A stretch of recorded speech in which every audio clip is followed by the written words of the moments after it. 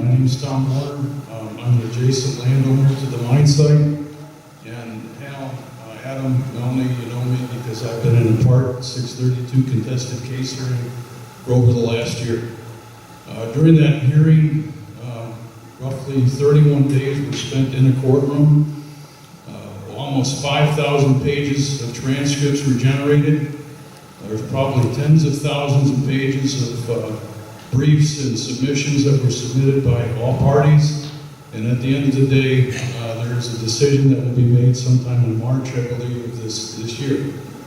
During that period of time, during that whole year in which we were contesting what was supposedly the best permit application provided by Aquila that contained the best and the least, the best plan which represented the least amount of pollution.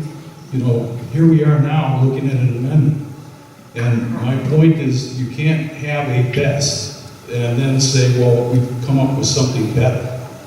It doesn't work that way. You can only have one best. The same with least, is that now you can't say, well, we've made it less polluting, because supposedly the last permit was the least amount of pollution that they were going to be able to create.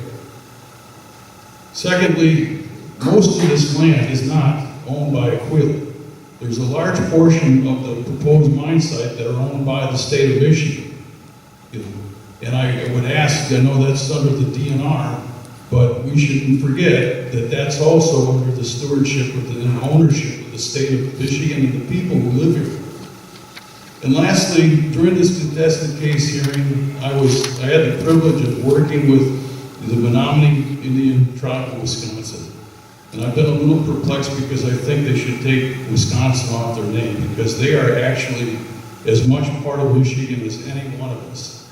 And I believe that if the people here knew just how much time and money that the Menominee Indian tribe has spent on this, and what this truly means to them, that this would have a completely different complexion to everyone at that table.